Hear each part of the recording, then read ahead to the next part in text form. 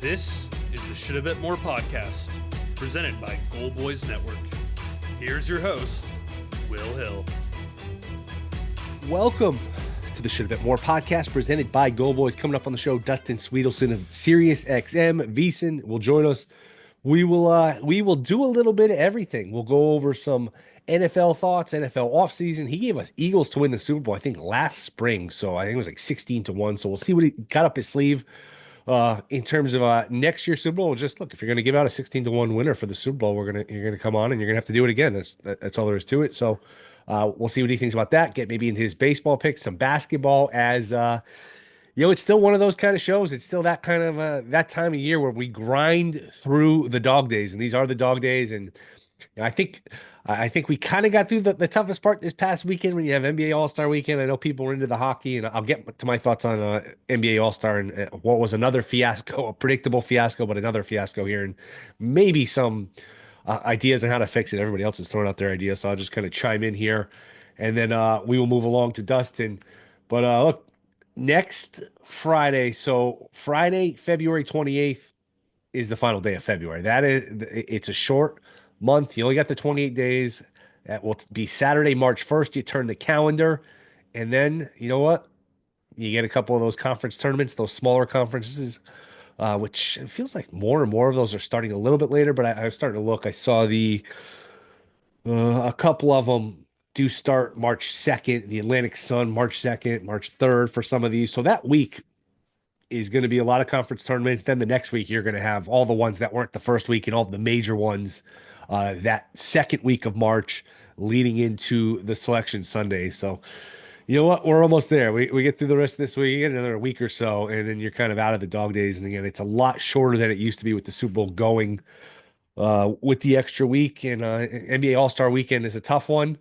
And there's some dog days of February, but it's not as bad as it used to be, and it kind of got through the worst part. You feel like in terms of being a sports fan, and leaves us plenty of time to do baseball previews, other stuff, football. So I'll just get into my thoughts here on the NBA All-Star Weekend, because everyone, man, I don't know what you expected. Everyone complained how bad it was, and they're right. It wasn't great, and not that I watched a ton of it, but it's just these players can't be bothered to care. The one thing. I think I mentioned this for the dunk contest. The one thing I would do with the dunk contest, I'd actually get rid of it and just bring it back in a few years. And I think people would be excited to have it back maybe 3 years from now. Do you give it a 2-year break? Do you give it a 3-year break? I think people like to, they get sick of something, but if you take it away, they kind of miss it, and they'd be excited for it 3 years from now. I think there'd be a renewed enthusiasm for it. And I think you just run into this idea, and McClung's a great dunker. The problem is he's not an NBA player, but he's a hell of a dunker. You run into this idea, and it's a problem. Even the 3 years away or 2 years away, I don't think will solve this, but I do think the time away would help.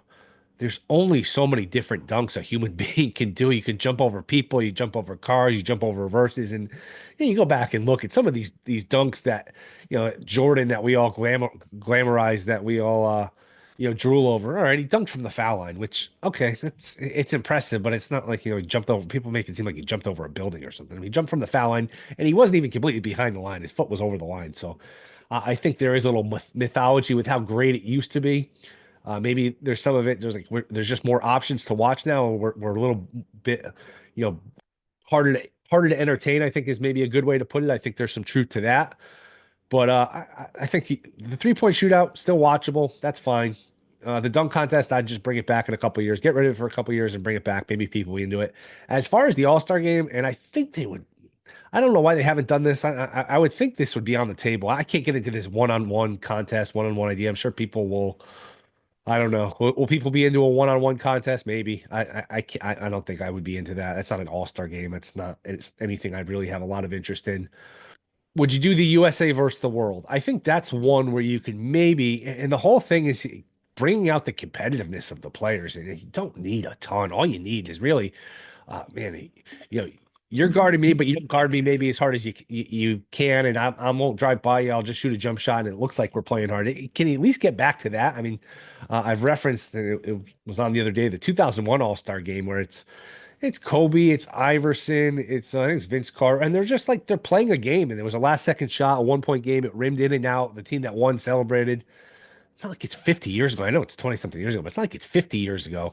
It's just gotten so off track. But maybe the U.S. versus the world would bring out some national pride where the U.S. isn't going to want to lose to the rest of the world, and a little bit like the Olympics, where there's just going to be some, some nationalism that'll bring out the best in these players. The world is going to want to beat the U.S. Will that do it? Maybe.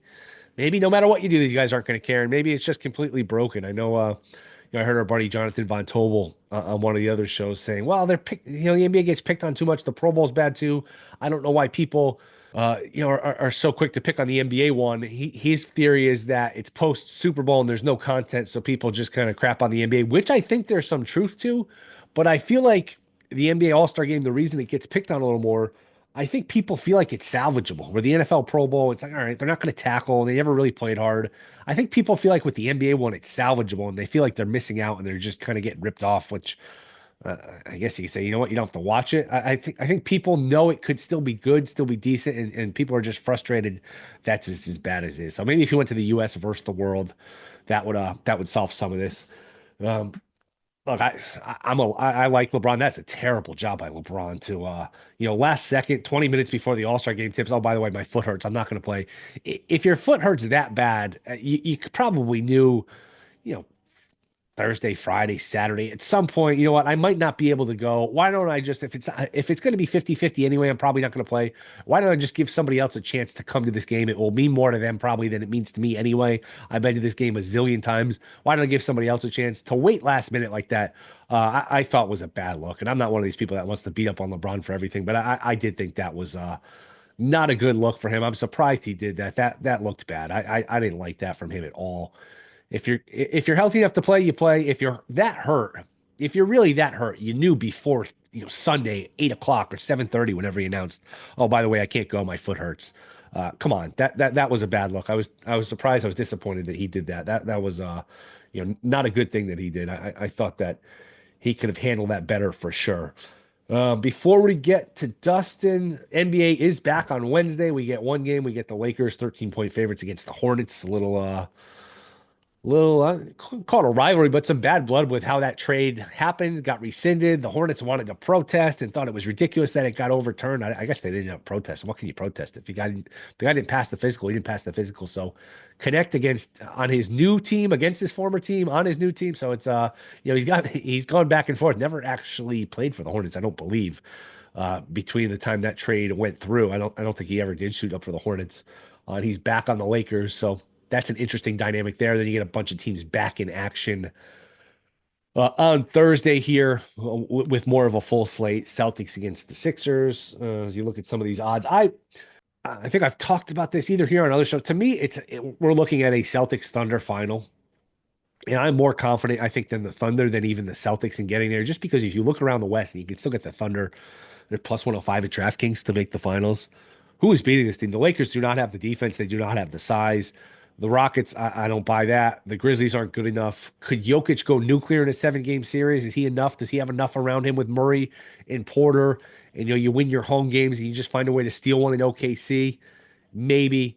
But I think it's more likely that OKC not only wins the West, but does it without even having to play like a seventh game in the West. I think they're going to mow through the West. So I think they're a good bet. Even at like even money plus 105. It's similar to the Celtics last year, right before the playoffs started. And remember, Giannis was hurt for the Bucks. He just gotten hurt. All these injuries in the East. And you're like, man, Celtics at even money. That seems like a good bet. To some people, it would say they'd be like, you know what, I'm not getting enough bang for my buck. Well, you look up in 3-4 weeks and it's minus 500, it's minus 700, and they just, nobody put a glove on them. I think you could be looking at a similar scenario with OKC in the West. As far as the Celtics in the East, you could look at them one of two ways. You could look at them and give them a pass for their malaise this year and say they're bored. They won their championship last year. This is human nature, which I think is true. Or you could look at them and say, you know what? I don't buy in them. I don't buy into them. They got the easiest path known to man last year in the East with all of the injuries. And then they played, what was Dallas, a 4 seed in the final. They got the break of all breaks. Dallas might have even been a 5 seed last year. They got the break of all breaks last year in terms of their path. They have to prove it to me still this year, their struggles. I think there's some truth to it. I think there's some truth to the fact that they did have a super easy path last year, but I tend to I tend to defer more that, hey, they got the monkey off their back. They won their title. And this year it's an 82 game regular season. And they're saying, you know what, we'll see you in the playoffs. So I do think they'll be fine once the playoffs get here. I can't buy into the Cavs beating them in a 7-game series. Could the Knicks give them a hard time? That's a good home court advantage. They've got, Towns now, and Brunson's obviously a tremendous player. Yeah, the Knicks could push them, but I kind of have to see the Knicks do it before I believe in them. I know they fell apart against the Pacers with all their injuries. I got to see the Knicks actually step up and beat them before I can actually pick the Knicks to do something like that and go to an NBA final. I'd love to see it happen. It'd be great for the sport. Great to see the Knicks in a conference finals. Or can you imagine the Knicks in an NBA finals?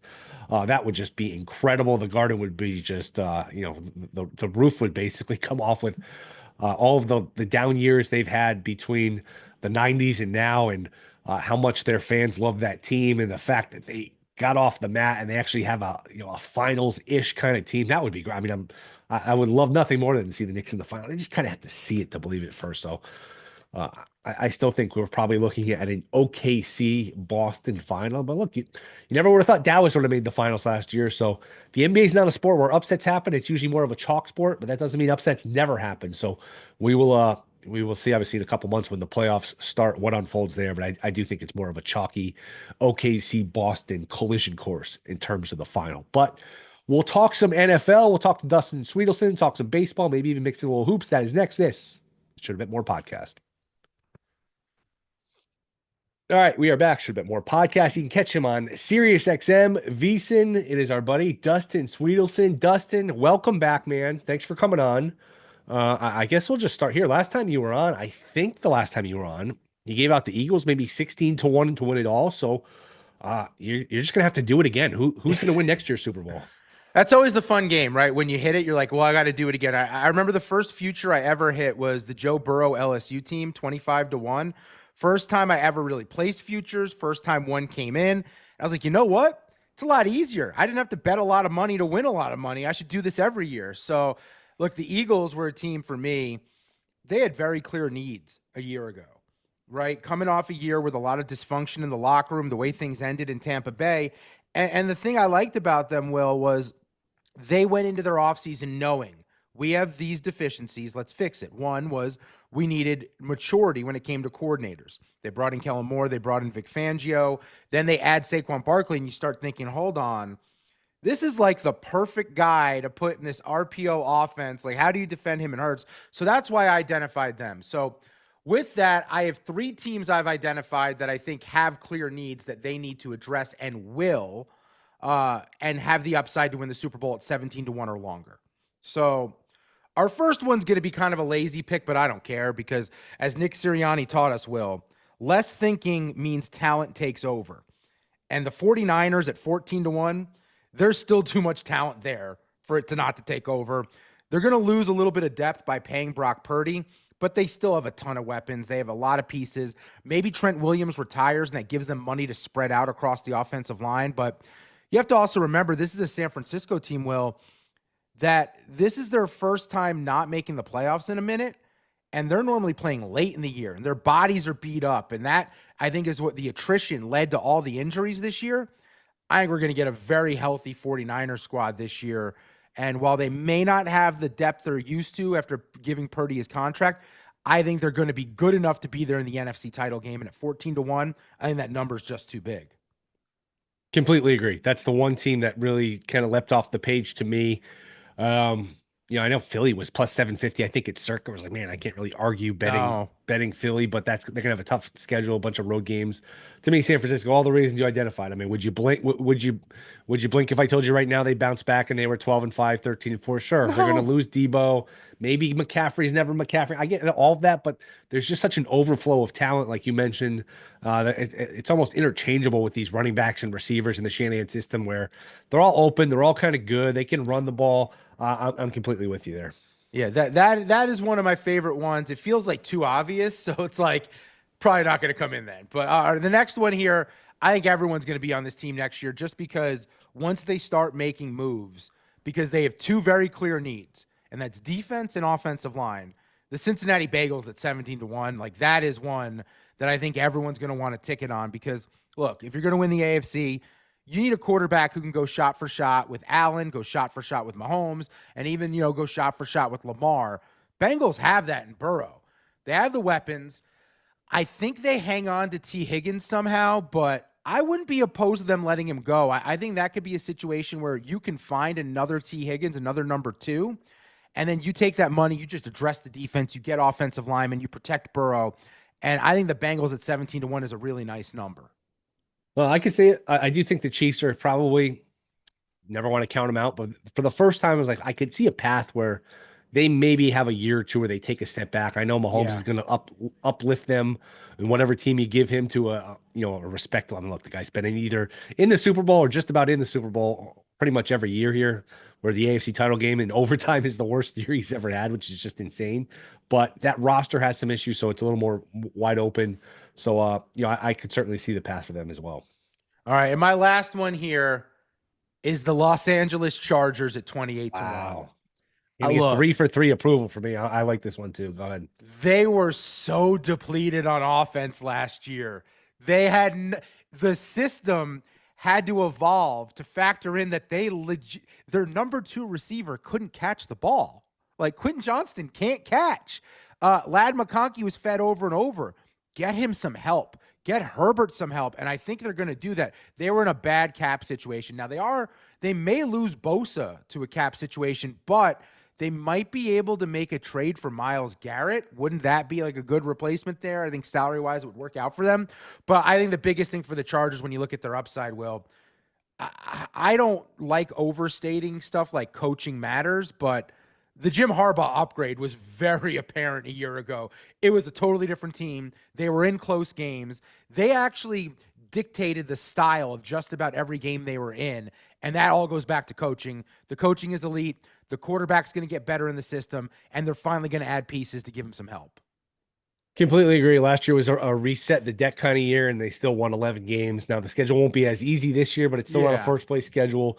And what I like about them, the stuff they need is the stuff that you can get. Like, they need a running back. There's plenty of running backs in the draft. You can get running backs wherever. You can get receivers. You can add the skill guys. They've got the meat and the potatoes to coach the quarterback. Now, granted, the quarterback has to show something in a big game. I've always been a defender, but that performance against the Texans was not, was not something that you can take lightly, because he was really bad in that game. And he's okay. This is year 5, year 6, hasn't won a playoff game. I understand all of that, but they've got some offensive linemen. They got the 2 tackles. There's a lot of boxes they check where, and you throw in the fact that, again, if you think Kansas City takes a step back, why can't the Chargers get to 12 wins and maybe compete for that division? If you compete for that division, you know what, all bets are off in terms of their path to get there is going to be nice 28-1. So I completely agree with that one too. Yeah, the defense was legit too last year, and I don't think that's going to stop. I think that defense is going to come back and be awesome. I love the secondary.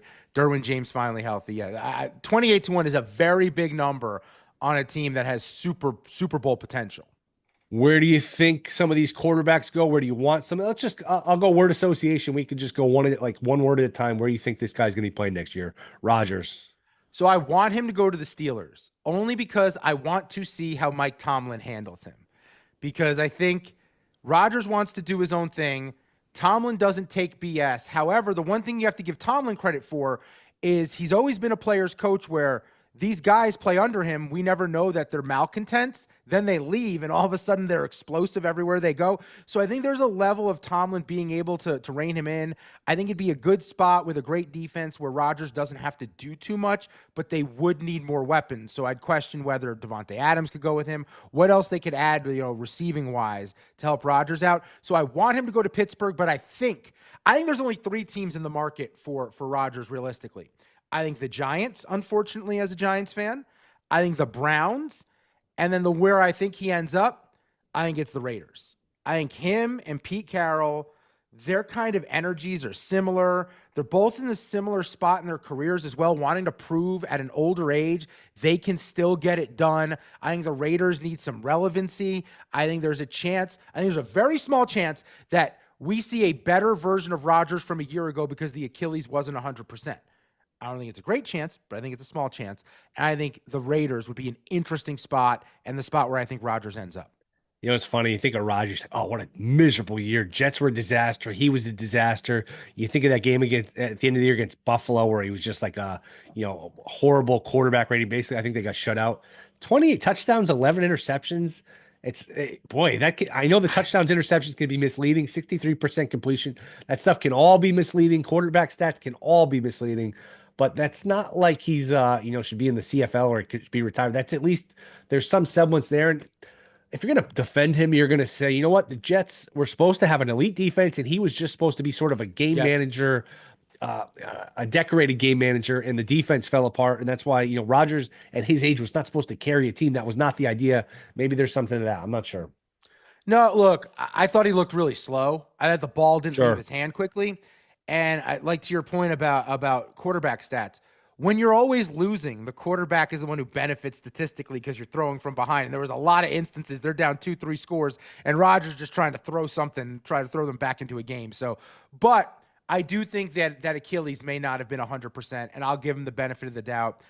Again, the Steelers would be. I want them on Hard Knocks if it's the Steelers. That is a fascinating watch, but I think it ends up being Pete Carroll and the Raiders.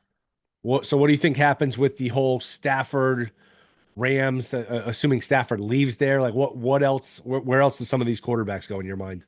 Am I crazy? I think the Stafford thing's a complete lie. I think it's all fabricated. I don't think he's leaving. I don't understand why he would. They were a play away from going past the Eagles. Like, I don't understand why he would leave. McVay is the perfect fit for him in his career right now. McVay knows him and trusts him. I think McVay also trusts Stafford. I think the stuff about Cooper Kupp is just him being a good guy and a good friend and a good teammate. But I think Cooper Kupp's gone. I think Stafford stays in LA. I just can't envision him going somewhere else. He's never played outdoors before. He's always played in good weather indoors, going back to Detroit. I don't think he's a guy who can go to a cold weather city and throw them into a playoff spot. Like, I think Stafford needs to stay in LA. I think he stays there. I think Darnold, we'll find out with this franchise tag, but I think Darnold might be an option for the Steelers. Is that crazy? I think we're all thinking 1 year at a time with Pittsburgh, bring in someone, stopgap, fix it, plug this hole. I think Sam Darnold might be an option for Pittsburgh if they can make it work financially because they need a franchise quarterback. He showed upside. I'd be intrigued with him working with Arthur Smith. So that's one that jumps out to me. Makes sense. And I'm totally with you on Stafford in terms of like going to the Giants. Like that, to me, you're going to put him outdoors, bad weather, bad offensive line. That is a recipe for disaster. I wouldn't really love it if I was the Giants. I get why they're doing. I mean, they're all trying to save their jobs. Just, if we win 4 or 5 games again, we're all out of here. Let's try to be respectable and go 9-8, and maybe we can save our jobs, which is never a good way to approach things. I guess last football one. What do you want the Giants to do in terms of draft, quarterback, whatever? So you're going to think I'm crazy. So I think Justin Fields is an option for the Giants. I think Justin Fields makes sense when you look at Daboll and his history with Allen and running quarterbacks and the ability to scheme things up, right? If you look at Jalen Hurts in a vacuum as a player, he's a flawed player. He is not an accurate thrower of the football. Now, he was accurate in the Super Bowl, but I think part of that is scheme. Those guys were open a lot of times. And I think that you can find a guy and scheme him up properly. I think if you use Fields' legs as a base, you can give your offense a chance each drive to end up with points. I would like Fields. I'm on an island. I want them to draft Jalen Milroe with everything I just said. Oh, I think you can scheme it up if you bring him along slowly. To play what position? You base everything off the legs. I think he's going to test out of the combine like Lamar level speed. Ooh. I think you just find a way to make that work. You find a way to develop the arm. You hope that it's like little things in the footwork that you can fix. But I want no part of Cam Ward. I'm telling you this right now. I am a Giants fan. I am also a Miami Hurricanes fan. I watched every game this year. Cam Ward played like garbage a lot of times in the first 3 quarters. Then in the fourth quarter had heroics that he got credit for. He was part of the problem. He was part of the reason. And he has a big issue in that he's similar to Caleb Williams. What he does best is play off script. Well, you can't force that to happen in the NFL the way he was able to force it in college. So when you play off script, what you do is you get your offensive line to block that weak pass rush. And then eventually the coverage breaks because your receivers come back to you. There's only so much time DBs can cover deep. And Cam Ward benefited from DBs having to make decisions. Do I go after the quarterback? Do I leave my receiver? Where is my receiver? I think Cam Ward is a highly flawed, highly overrated quarterback prospect. I wouldn't draft any of these guys in the first round this year. Interesting. So who would you take first if you're the Titans? Carter or something? I would take Travis Hunter. Okay. I'm sorry. I think you're getting potentially, let's just use the Eagles for an example. Let's use one roster spot. You're potentially getting Devontae Smith and Darius Slay in the same player. It's a good way of looking at it.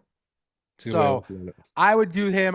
Carter would probably be the next option for me, but I don't think any of these quarterbacks are special. I wouldn't want them on my team. But again, like you said about the Giants, people are going to have to save their jobs. They're going to have to make decisions. And part of a way you do that is by drafting a young quarterback. Have you made any baseball bets yet? Futures otherwise? I have one in pocket. I have 30-1 on the Arizona Diamondbacks to win the World Series. Oh, you love this team. You loved them. You liked them last year too. You got a little thing for the Snakes. I had them 80-1 the year before too when they went to the World Series. Oh wow, I don't remember that. Yeah. I think you're going to get a bounce back from Corbin Carroll. He's 22-1 for NL MVP. I think he's an option. I think that right shoulder for him was really bad a year ago. The rotation is silly.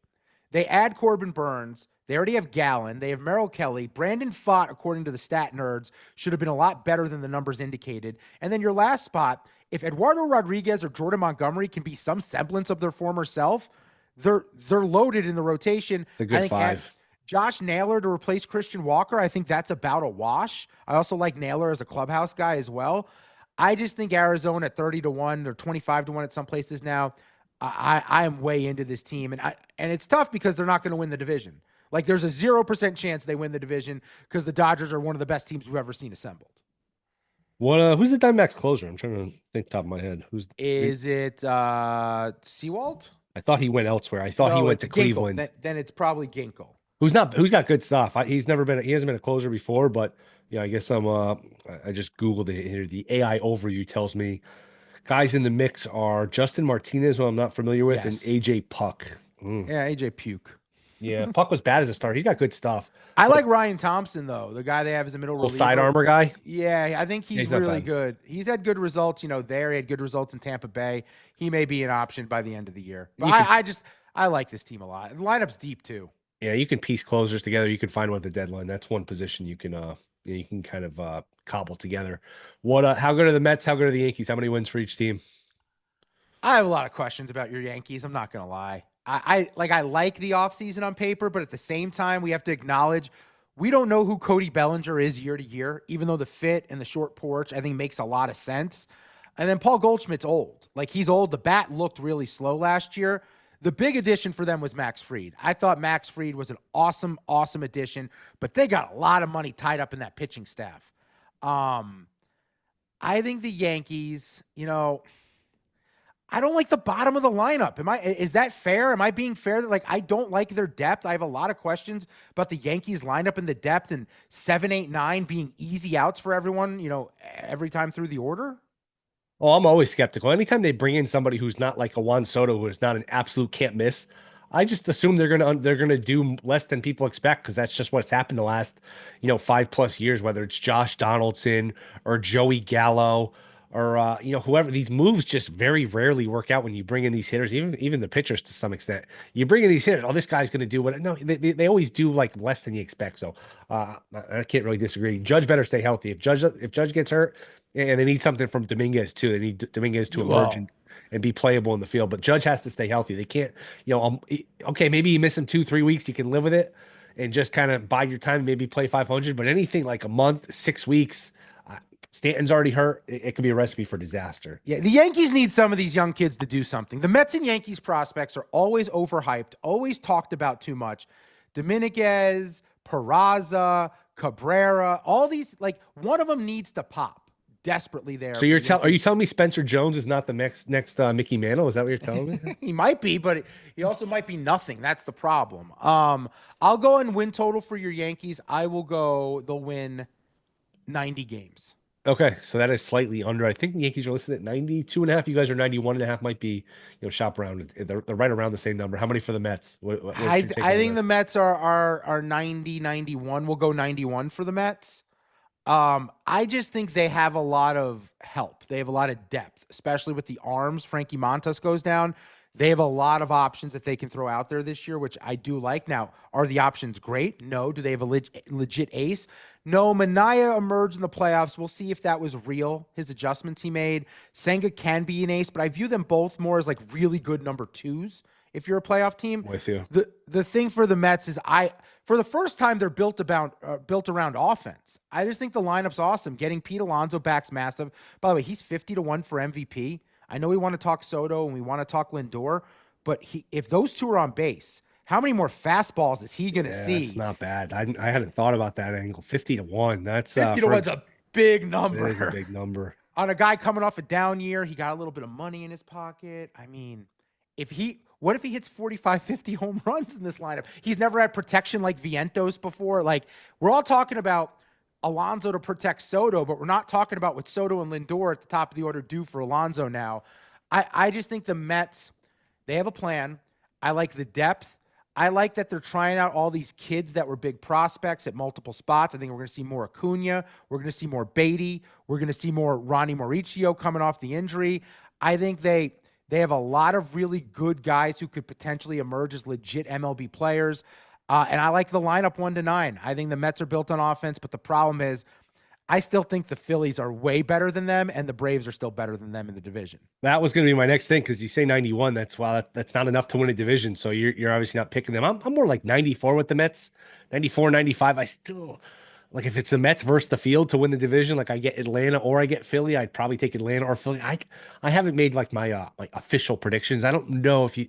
Like life on the line right now, who I'd pick to win that division. I'm not sure who I'd go with. Yeah. Who would you go with? So I go Phillies because with Atlanta, look, the upside's there. That was a team ravaged by injuries, like unlike I'd seen outside of like the Mets a few times, but they lost everyone last year.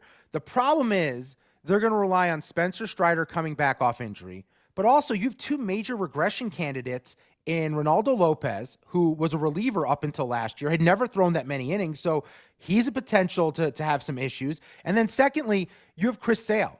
Chris Sale's been hurt for the last like 5 years, just won the Cy Young. We're just assuming he's going to be fine again. That's issues for me. For Philly, that lineup is still super deep. It's really diverse. They're just really, really tough 1-9. They added Kepler from the Twins. I like that addition. But more importantly, the pitching is just elite. Wheeler into Nola, into Sanchez, into Suarez, and then they added Jesus Luzardo. If Luzardo stays healthy, he might be their number 3 or potentially number 2 if he explodes.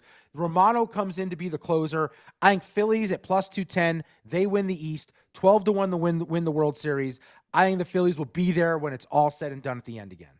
Well, last couple here. What are your thoughts on the Red Sox? Are they a legitimate AL East contender, a legitimate AL contender? I guess I'll just start with that one. Yeah, I think they are. I like the depth. I think that's the thing I like about them is they're not top heavy. They're just kind of spread out. Crochet and Buehler coming in. There's definitely questions there, but I do like the upside. You add them. Tanner Houck is still a 1. Bayo has upside. Can Giolito be healthy and bounce back? They still have Cutter Crawford, who's a solid, no, if he's your 5, you feel good about your rotation. I guess Garrett Whitlock's going back to the bullpen now that I think about it, and I kind of liked him as a potential starter, but I think the lineup 1-5, super deep. Durant at the top. Devers, once he figures out what his deal is.